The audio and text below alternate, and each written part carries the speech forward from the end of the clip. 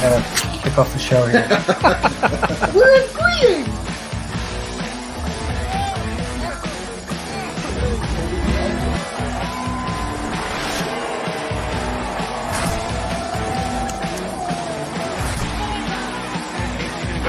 So cleaned up.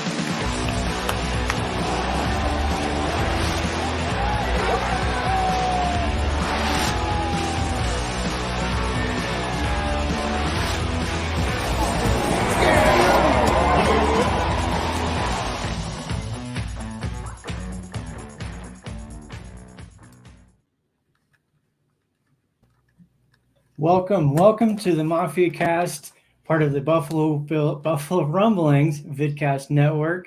I'm your host, Papa Ron, with my fellow hosts here, Casey and Mike. How's it going, fellas? What's going, man? Good. Back from vacation, back in my usual setup here. That's right. I gotta ask, how was that last week? Trying to do that from basically from the phone. Yeah, it was a struggle. I couldn't really do much at all. Well, I think it worked out. I don't have a nice case for the computer. I didn't want to bring it. There wasn't a whole lot of room. We just took a car down, so yeah, but it all worked out. Went well. So, okay, where did you go? Let's start there. We were out we were in North Carolina, Nags Head. Yeah, it's right. Cool. It's just south of Kitty Hawk, which is home of the Wright brothers, or where they had their first flight. Really? Cool. Yeah, very interesting stuff. I didn't know that going down there, so I learned a little bit too. I was going to say there must have been just a lot of like historical like buildings and just things there was, like, around the area. It's actually kind of near the sand dunes and stuff like that. I don't know. Yeah, it's that's very cool. You know, you can hang by yourself if you want to out there. There's all sorts of anytime stuff. We went fishing. Ate a bunch. Anytime me and my family goes on a vacation somewhere, if we do any kind of like historical stuff, right? I'm the guy who stops and reads everything. I want to know the history. I want to know the story behind what I'm looking at. Yeah. And then my family, I wonder what this is for. It's like, well, it says right here. Yeah. And they're all like, well, that's what we got you for, to read it and then tell us in the short version. Like, all right, I'll take on that role. That's definitely Casey, a generational thing because I would fall in line with your kids. Well, Sarah and I, we were where'd we go? We were in Massachusetts. I had to see I don't know, there's a ship parked there at the harbor. I had to see it on the way out of town. Or in the Boston Harbor. I forget the name of the boat. But that's how much I learned. But I'm into that kind of thing, you know what I mean? I gotta see something for nearby. Yeah, just to get the full experience, agree. Casey, you did a little bit of golfing, I guess. You were dead silent for like 2 days. Thought maybe something happened to you. Yeah, when you guys know me at this point, when it's golf season, I'll admit it's hard to focus on football for me because it's just so much fun. There's so many good local courses around here. Went out subbing in the league currently for my dad. He's dealing with some health issues, dealing with his foot, and while he's getting that checked out, I'm subbing playing with my uncle actually on Tuesday. So that's really cool and fun to be able to do. One putt away from 9 straight pars on Tuesday, but we're going. My buddy and I are going down to a course down about 2 hours from here, called Enjoy, which is actually on the PGA Champions Tour. They have a tournament there every, I want to say August. It's called the Dick's Sporting Goods Open. There's always a big country concert, something going on down there the night before, and he lives a hop, skip, and a jump from it. I mean, literally one light away. So we're going down, gonna hopefully have a great time, break 80 again. Cool. Very nice. Yeah, I try to golf. I'll just leave it at that. I plan on getting more into it. But. So first of all, we got OTAs that started this week, right? So we got a little bit of football going on. Last week we had Steve Tasker on the show, and we kind of talked about some of the more intriguing position battles, one of which was the linebackers, specifically middle linebacker. I think most people have probably seen by now some of the conversations and comments on social media about Dorian Williams. And when he was drafted, Brandon Beane saying that he basically he wasn't drafted to be Edmonds' replacement. He's not, middle linebacker, whatever. As soon as OTA start, though, where do they have Dorian Williams? Right at middle linebacker. The big liar, as I stated before the show, as if we are not lied to the entire time between February and May. The entire time, nobody who's a fan of the NFL knows the truth of what's going on with their NFL team. I don't think you should take it personal. No, as a lot of people are, and Right. I mean, like, I get it. I mean, they're saying one thing and doing another. Like, I understand it, but you also can't just open up your entire game plan, to outside noise. Yeah. So, as far as Williams' play, what have you guys heard? I've just seen clips and videos, and just that. I mean, he looks kind of natural. I mean, to the somebody who's not a professional watching football players and not an amazing scout, he looks natural. He looks the size, and he's obviously way smaller compared to Tremaine Edmonds, but so is 95% of the other middle linebackers in the NFL. But he looks fluid. I mean, I'm glad that they are getting him reps there. I mean, if he's going to be the answer, it seems like they're trying to find out quick whether he can. Okay, he's starting to catch on. He's picking up on the plays a little bit. Like McDermott said, the biggest ask for him right now is just learning the playbook.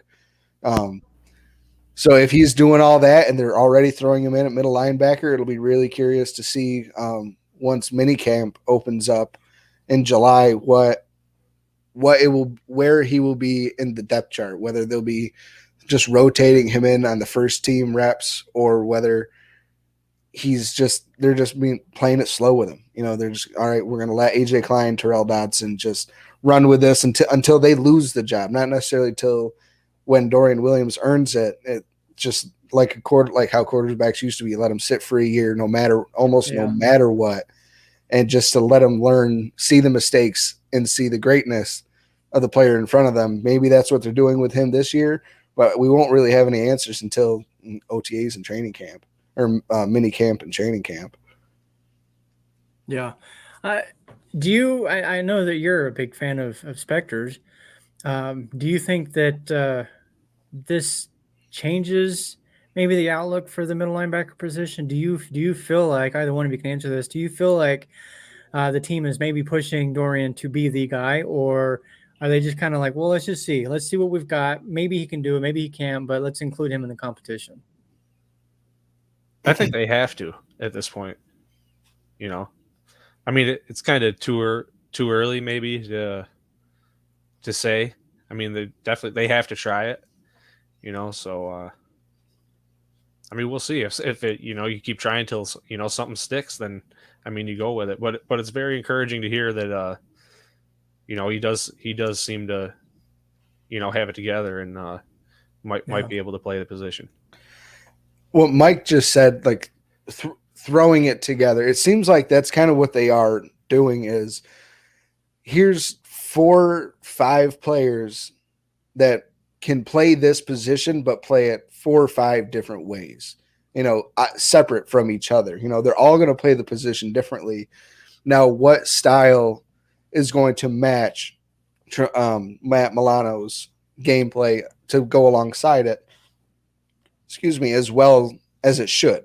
Maybe if they're looking for call it a NASCAR package, when they know a team is in a passing situation, they take out AJ Klein or Terrell Dodson, they throw Dorian Williams in there because he has that speed and range to cover and pass coverage better. But maybe they platoon them all season, like they did with my Ramon only Humber argument and against Matt that, Milano. Or maybe they try my to only beat argument them up. against that is Taylor Rapp. Yeah. If they went to Right. a situation like that where they pull Klein off or Dodson or whoever, I could see Rapp going in as a pseudo linebacker safety hybrid type of thing. And a lot of this is up in the air because we don't have a clue what McDermott's going to do on the defensive side of the game, of the ball.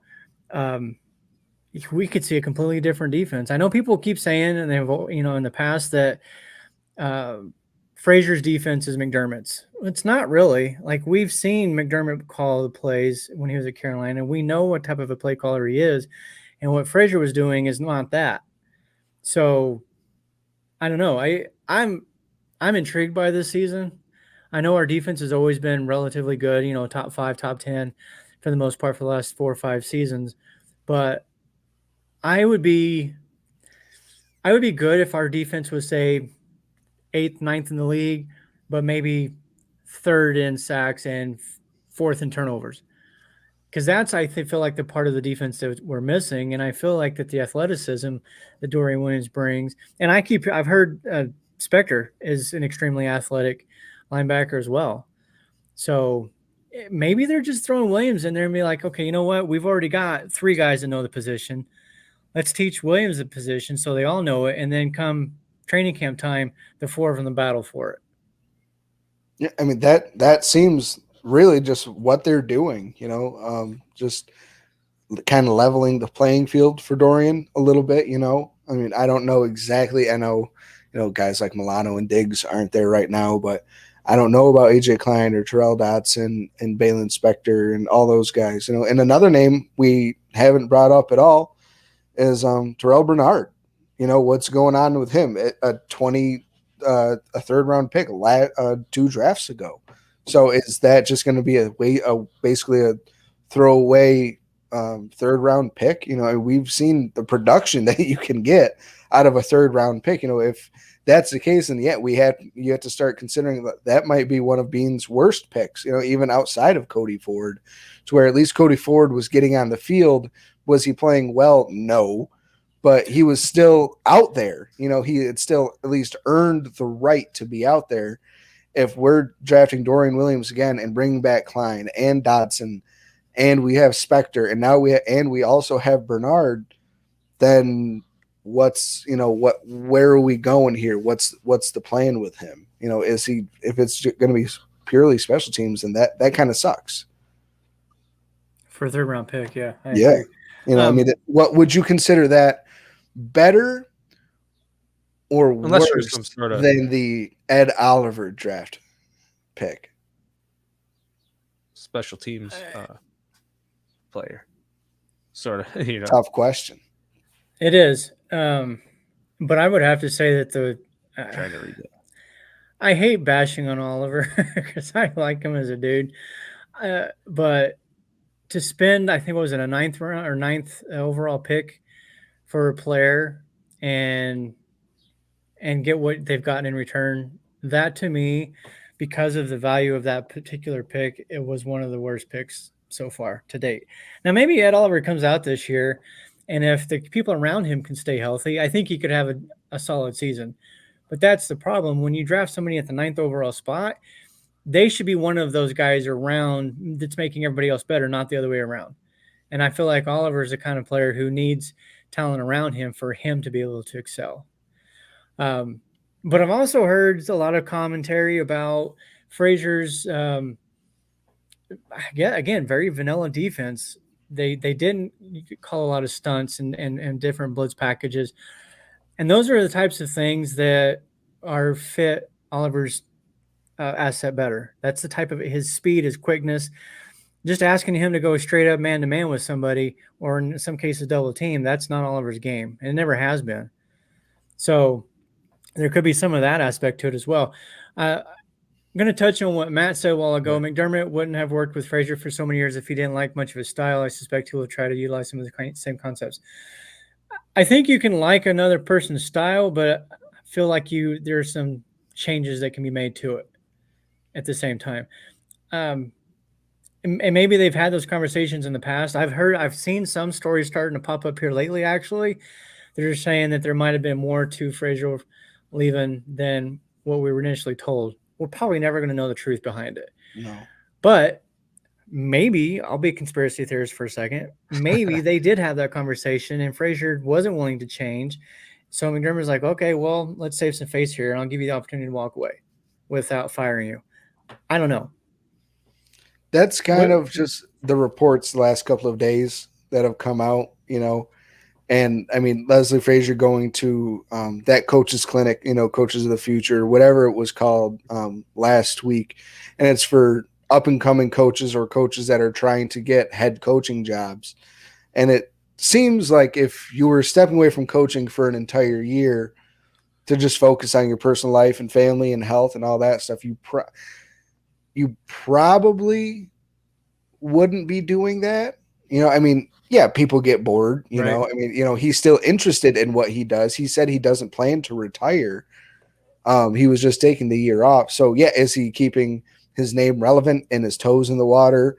Making sure people just, hey, don't forget about me. Like I may not be here now, but I will definitely be back.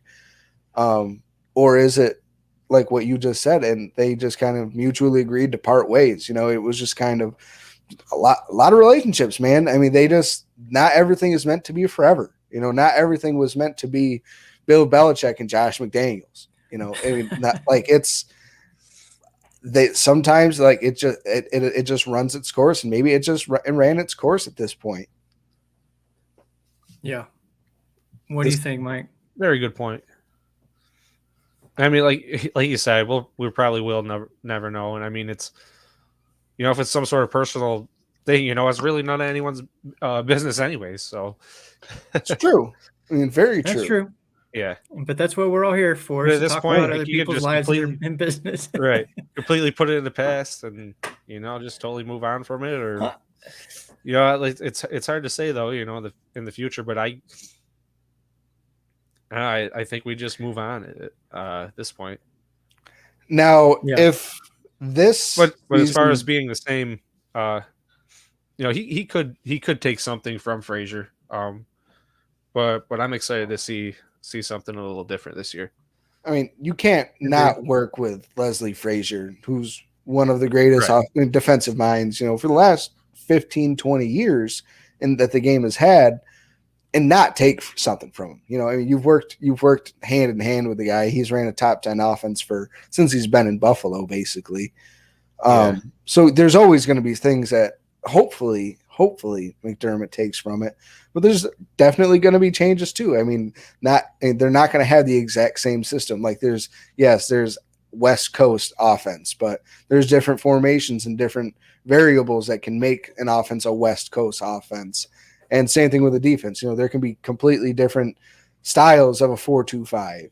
I mean, if we do have Rapp in there instead of Teron Johnson, like that's more of like a Buffalo nickel instead of just your standard nickel. Now, am I a proponent of taking Teron Johnson off? No, but that's my point. We can, maybe McDermott's going to be able to interchange these guys a little bit more. We're getting a little bit more athletic on the defensive side of the ball with the addition of Taylor Rapp and Dorian Williams. Maybe we see a little bit more like 4-3, a little, but it's a more athletic 4-3 that's going to play more like a 4-2-5, like a natural 4. Like but also have those numbers in the box when we play, the Patriots and the Browns and those, just teams that like to run the ball. And we know Rapp's a great tackler and a great run stopper. So if maybe that's a change that's coming, and I'd love to see it. I wouldn't mind going back to a 4-3 as long as the athleticism is still on the field. Yeah. I want to go back to what you were talking about with Frazier going to that camp or whatever it is. It seems odd to me that a coach of his tenure in this league would feel like he needs to go to something like that to get that next step. He's been a head coach in this league before. Why do you guys think hasn't been hired yet? I mean, we're talking about a Bills defense that for the most part of his time leading that defense was a top 5, sometimes top 10. Why hasn't he gotten a head coaching job? Mike, I'll let you. I mean, well, he's not. What? I guess he's going to let me go. Go ahead. Oh, but you were going to the camp and like just get a different perspective on things.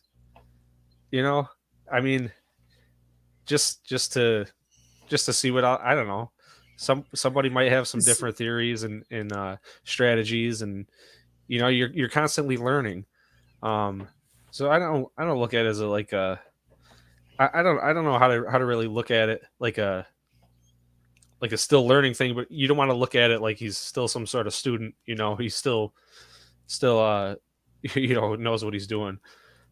That's actually a good point because if you think about if we go back a while with the Packers and McCarthy stepped away from the game for a year, and he said a lot of those same things. He get away, refresh his mind, and he even said when he came back to the game that he took that time to study film, and because a lot of the comments about him at that time were he's become stale. His offenses aren't what they used to be, but the Packers were still winning. They were still a good football team, but he took that time away to learn, to maybe come up with some new, fresh ideas. And when you're maybe working that's hard, legit what Frazier did.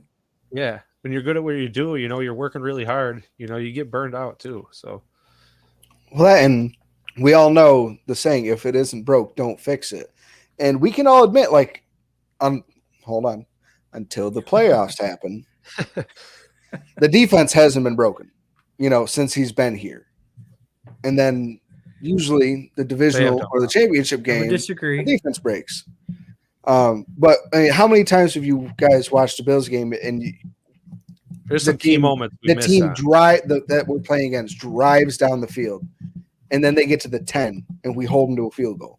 I feel like that happens a lot more often than we realize or think, and that's that bend don't break mentality that Leslie Frazier's always preached, to where let them get all the yards they want. They can throw for 500 yards and run for 3, but if they only put up 10 points, or 12 points, then sweet. We held them 4 times in the red zone. But I'll just say this as far as the defense goes. When our team took the field and we were up by a score and we needed the defense to get a stop to win the game, I'm going to be honest, I was not 100% like, we got this. We're good. I wasn't. So is that scar tissue from like it is part of like it is 13 seconds and other meltdowns that we've had, the Vikings game, from other meltdowns. But that's my point. There's been meltdowns. Tennessee running all over us. We've seen that. We've seen the Packers last year in the second half ran all over us. There have been many points during Frazier's tenure where that's happened, where like, what happened to our defense? Where did they go? Or if we are up by a score or a field or whatever, and we need defense to make a play, I'm concerned. Just like you just said with that 13 seconds. I've shared this story before when Allen hit Davis for that go-ahead touchdown, and there's 13 seconds left. My whole household was just up and down, and I was the only one sitting on the couch like, no. Stone cold.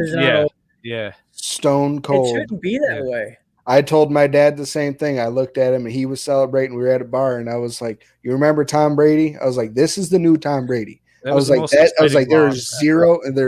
not enough zeros on that clock. There's enough time. And I as soon as they kicked, I was like, as soon as they tied the game, I knew we were going to lose. Yeah, but I feel like that's also part of being a Bills fan mentality.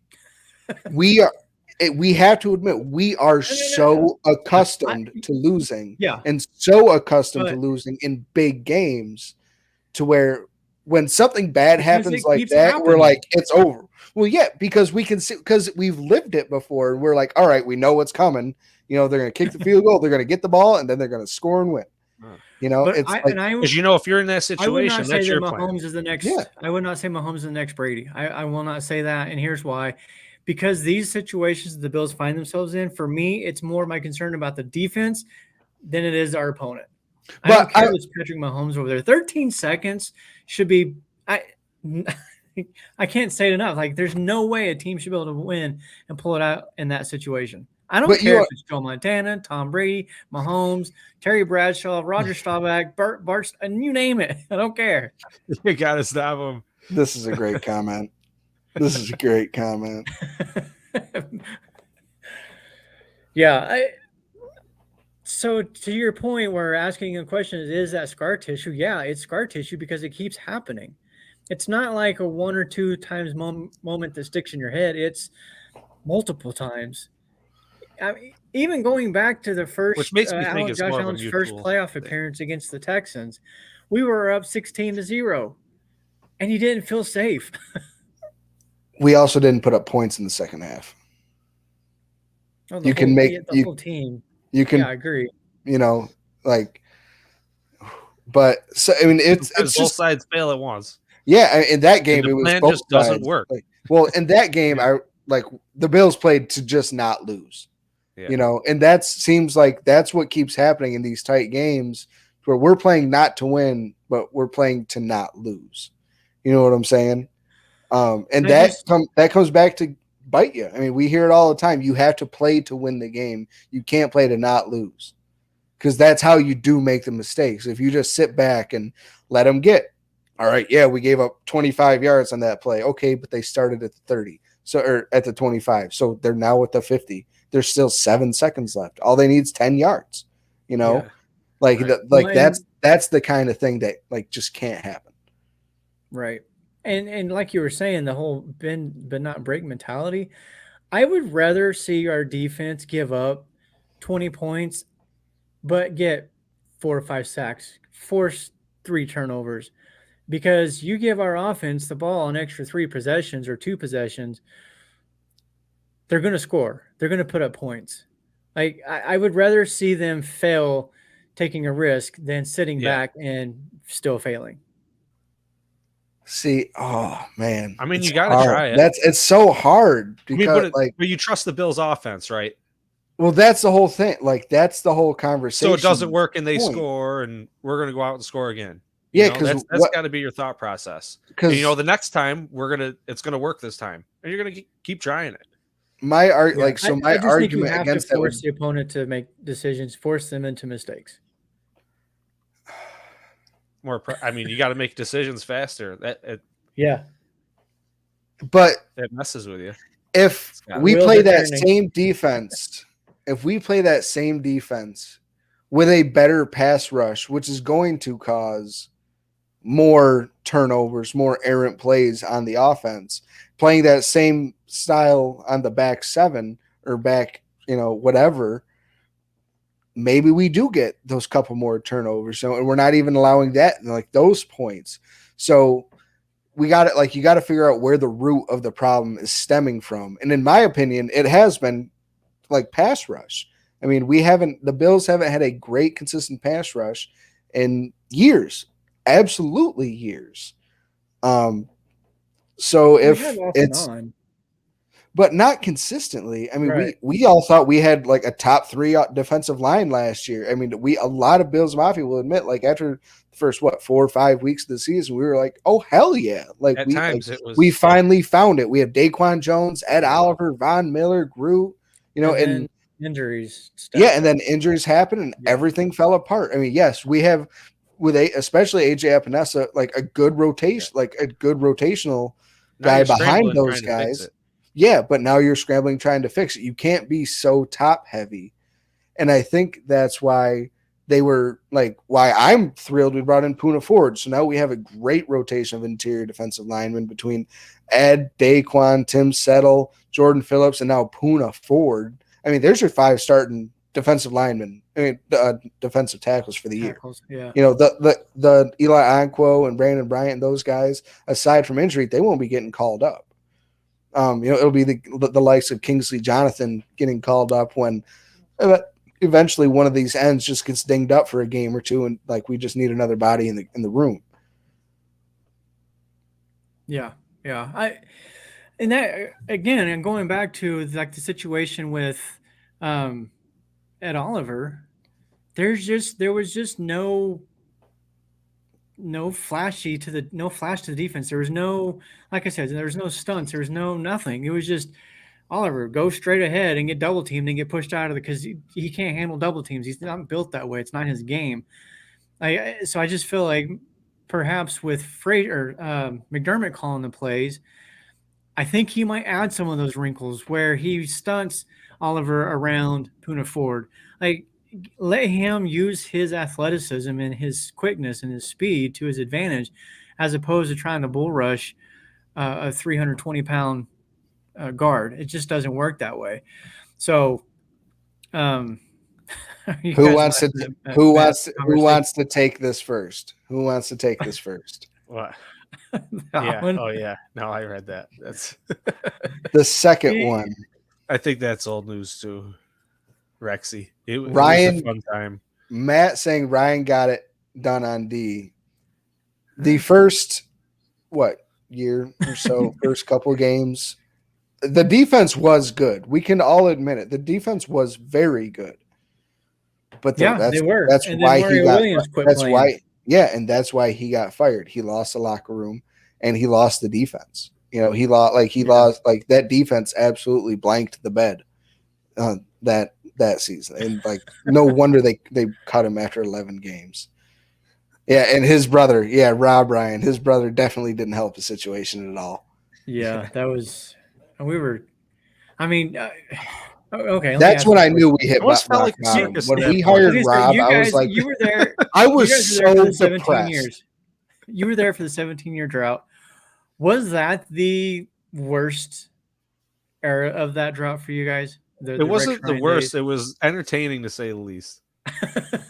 I was just like, he was the one coach in that coaching carousel that I was like, please do not sign this clown. Rex is there. Rex is great for TV.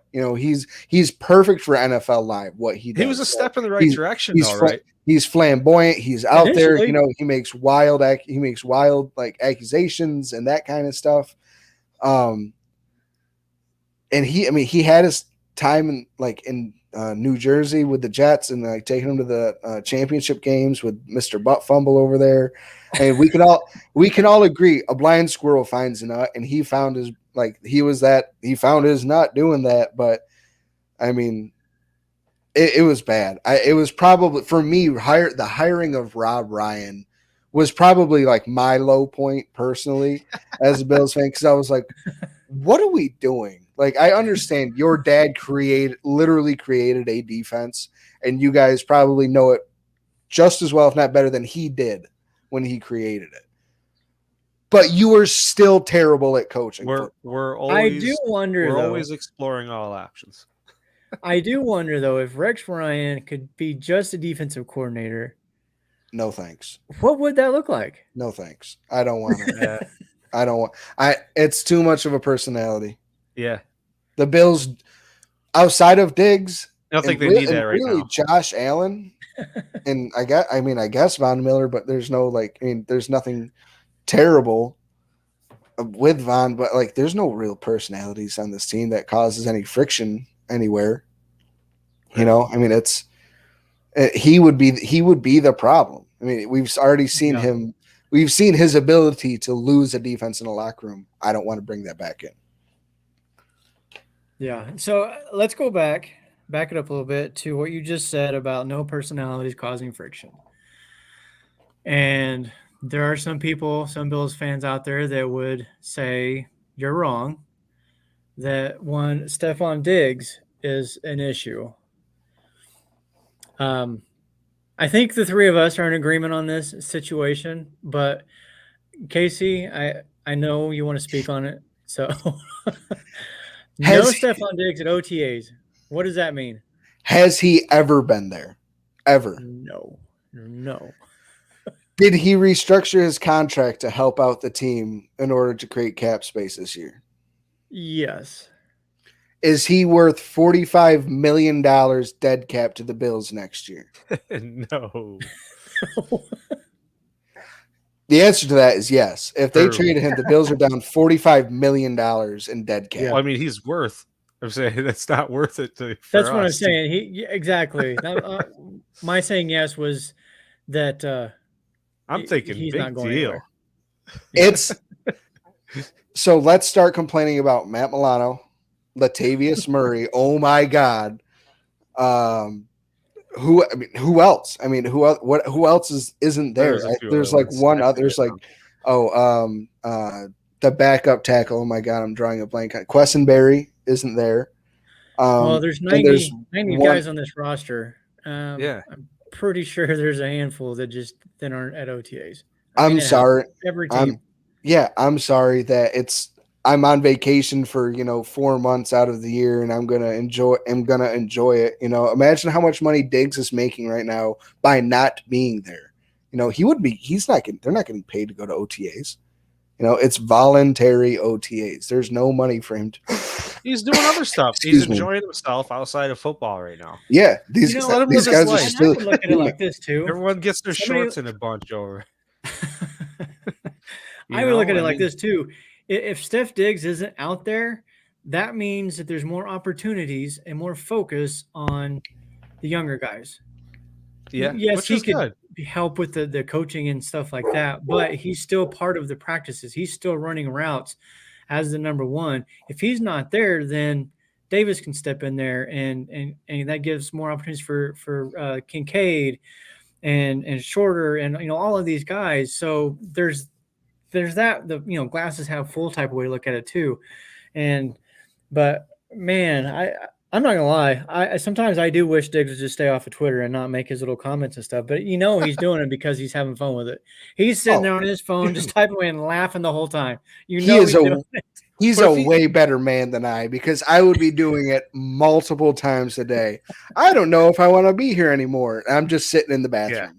More power to him. Just that kind of stuff. The most cryptic stuff that is just going on in my everyday life.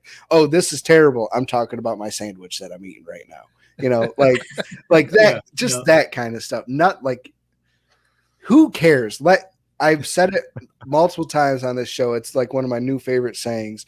You can't love a dog till it barks.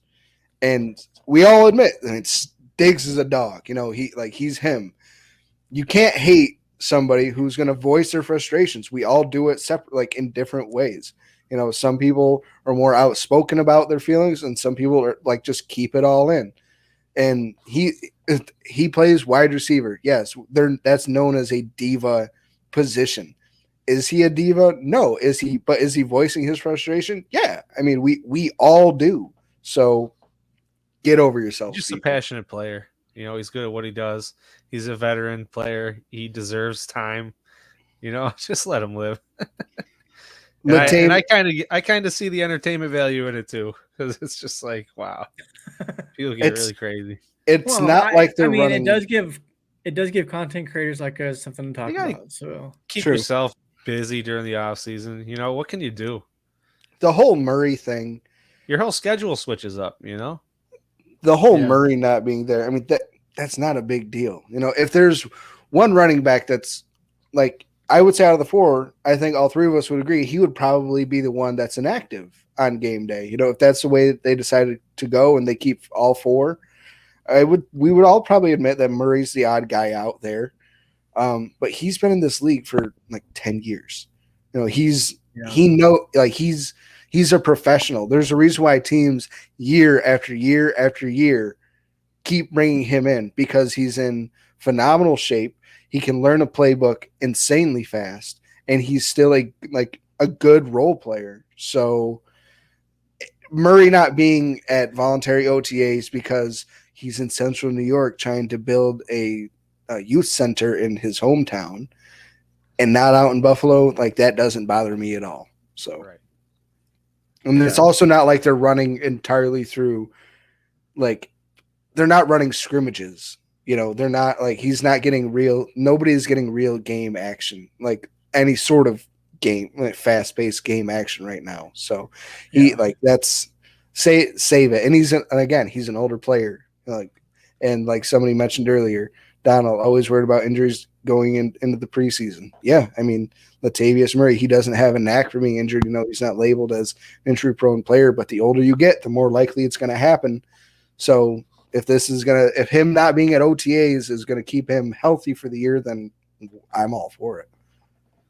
Yeah, I agreed on that. Let's move on. We went way deeper into that than I thought we would. The whole thing, which is fine.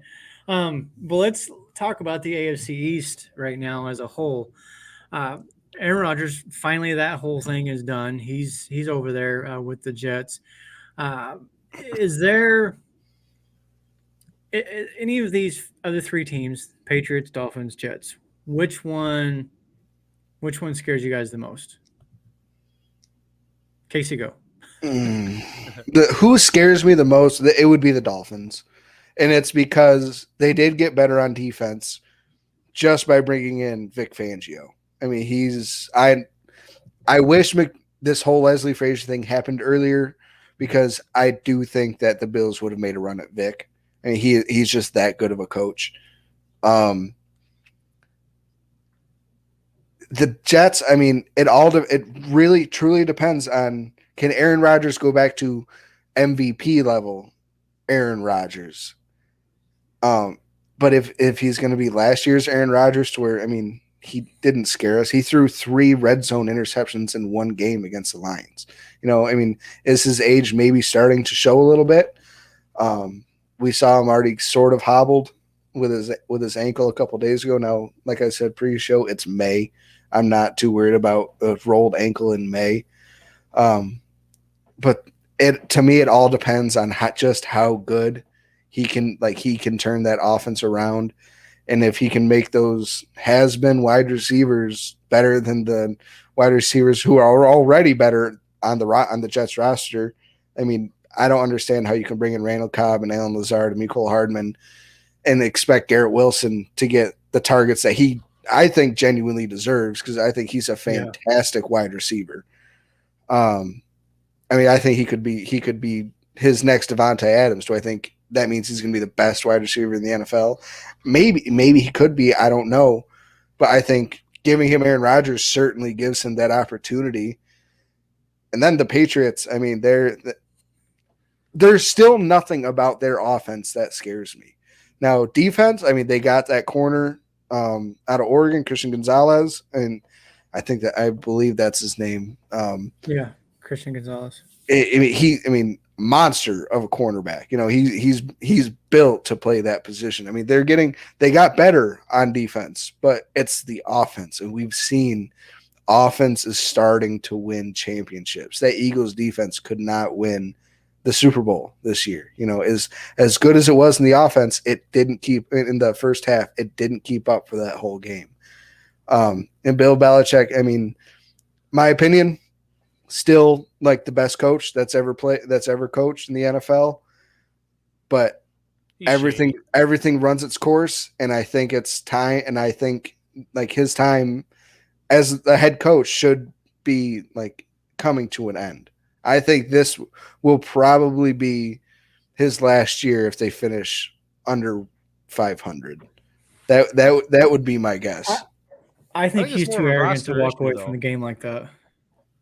Well, so I remember a couple of years ago. Well, remember when Brady almost got traded to the 49ers, the year that they traded Garoppolo?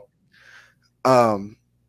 Belichick wanted to give up Brady, and Kraft was like, "Nah." He's like, "You're not giving up Golden Child." But because Belichick, I mean, I understand. I mean, a 42-year-old quarterback. I don't want to go into a season with a 42-year-old quarterback. I have to admit. But like back then, I heard a quote that Belichick knows, like he and Robert Kraft both know when he's done.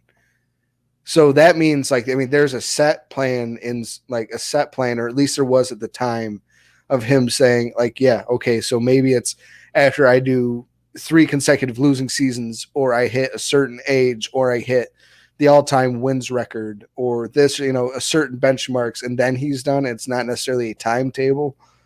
But the Patriots, they just, at this point in time, they just don't scare me at all anymore. I mean, and we've seen what Josh Allen can do to Bill Belichick. I mean, I think it might have taken 20 years, but I think the world finally saw his Bill Belichick's kryptonite, and that's Josh Allen.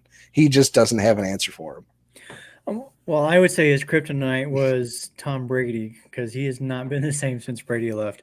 But neither has the rest of the team. Once Brady left, that roster was completely depleted. I mean, that roster completely broke down. Well, I mean, because there was no reason a lot of players are probably there, you know. Yeah, I mean, yeah, there was a reason why a lot of players went, was to play with Brady. You know, nobody ever said it was to be coached by Belichick.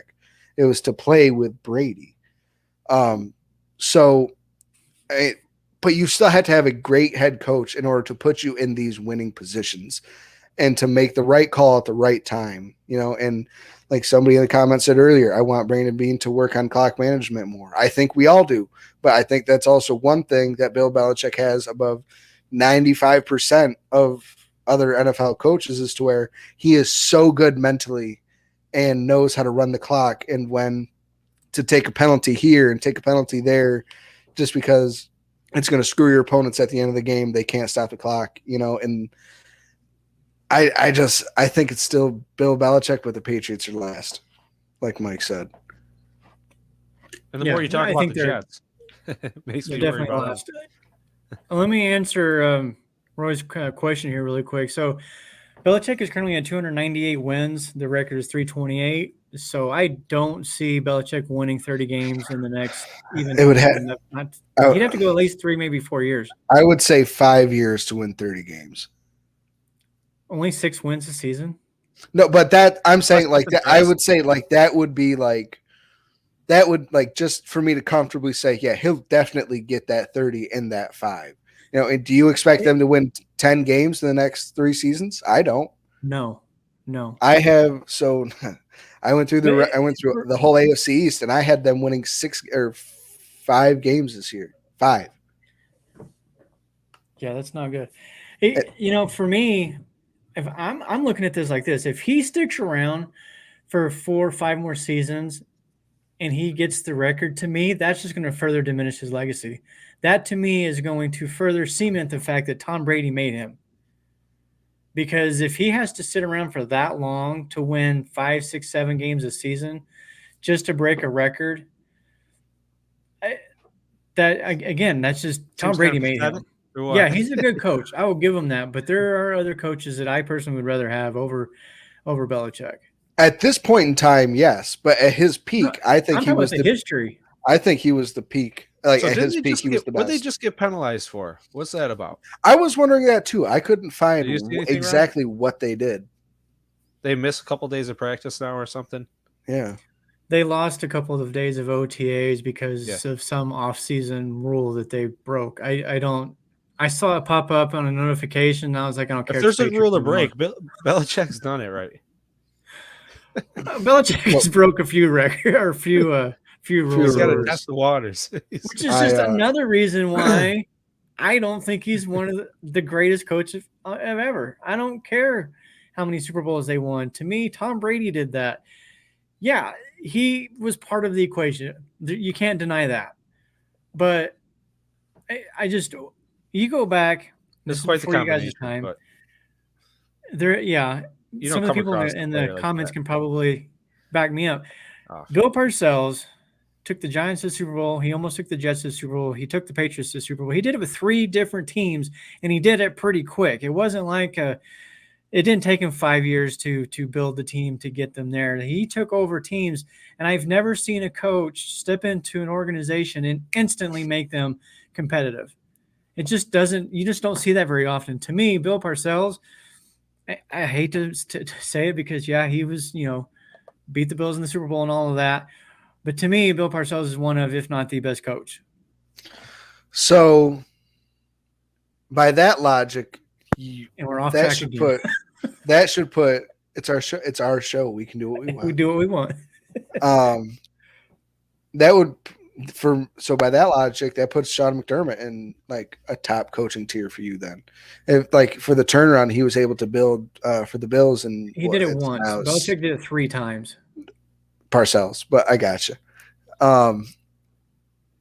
But hey, still, I mean, if he was able to do it, if McDermott goes and doesn't win a Super Bowl, if he say we fire him next year and he goes to the Falcons and he does the exact same thing that he did in the Falcons and that he did with Buffalo, does that start putting him in that conversation? I don't think it would.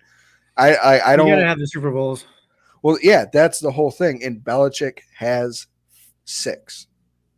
With one team. 6 with Brady with one team.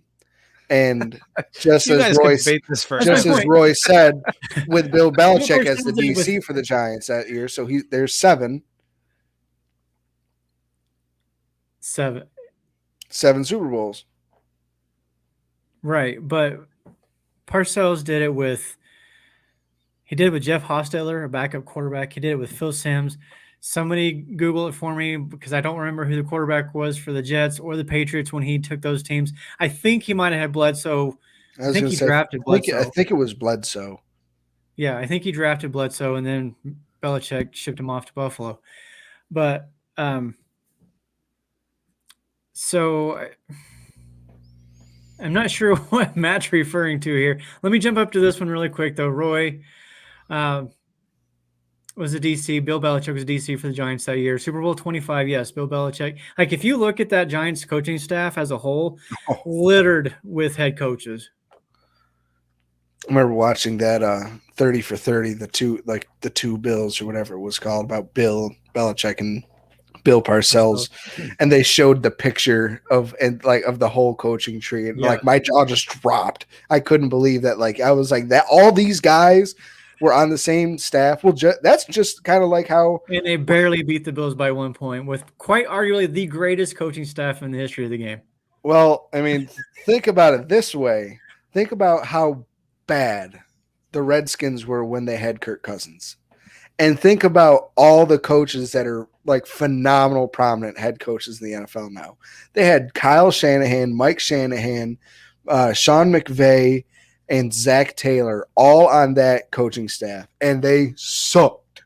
I mean, did they get Kirk Cousins paid multiple times? Absolutely. But that's where having a great coach and a halfway decent quarterback, that's where having a great coach benefits you being a halfway decent quarterback.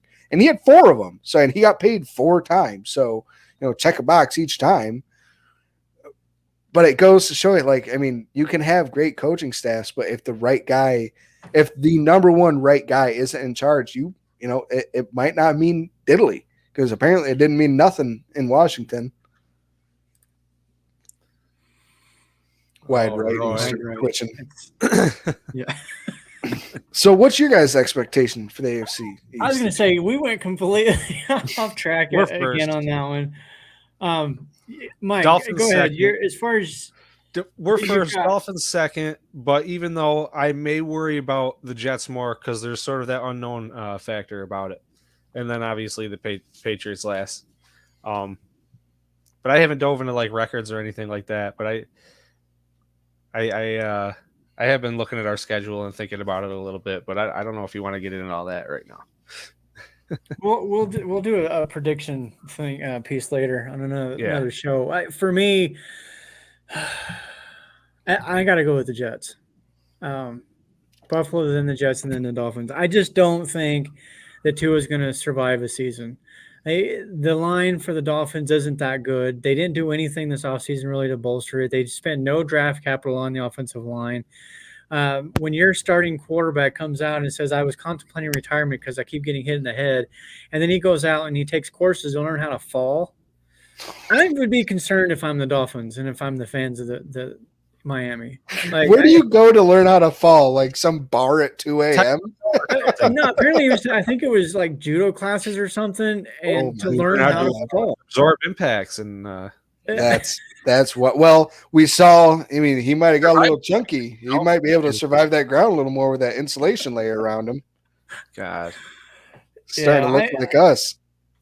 Yeah, and the Jets' defense scares me far more. They're more, just the continuity for one thing. They're bringing back pretty much the same defense, the same coaching staff. The Dolphins have a new coach. They have new pieces on the defensive side. So I'm not really sold on their defense. Jalen Ramsey, I know, blah, blah, blah. He's 0-3 against Allen. I don't care about what Ramsey has to say. I don't think he's the best corner in the NFL anymore. Okay, question. Who is? Get beat time and time again. Who's the best corner in the NFL right now? Trey White. And I'm kidding. I'd have to look at it. I don't. That's a question we can bring up later, and after we have some time to kind of dive into it. I've just Sauce is a big reason I worry about the Jets. Who? Sauce Gardner, very good corner. Yeah, we can't really say he's the best, but he's, young. People are starting to already say he's the best. But he's great. He's a good player. Yeah, he's a good player. The one caveat I will say that the Jets defense hinges largely on Quinnen Williams. if he ends up holding out and he doesn't play, or if he forces a trade or whatever, that changes the defense, at least the front for the Jets, and makes them a little easier to handle. Much and their more pass rush for vulnerable, sure. especially right up the middle. Right up the middle. I mean, their linebacker situation isn't the world's best either, and Quinnen Williams was able to eat up a lot of those blocks in order to keep those linebackers free and make plays and be a little bit better than they probably are naturally. That's what we were talking about with Ed Oliver. He's not able to do that. Love the comments today. Oh, they're killing it. That's how they don't get hurt. But if he's, I wouldn't want to not see out two there- in WWE. Oh my god! What We would did his when- WWE name be? I don't know. Tua soft. I don't know. Come on. That's great. I didn't want to Carl, go that so low. Tua soft. I I have didn't to- want to go that low. That was bad. Why are you kidding? Trey White is back to 100% and will be the best CB. I'd love He to see could that. be. I do. Yeah, I hope he is.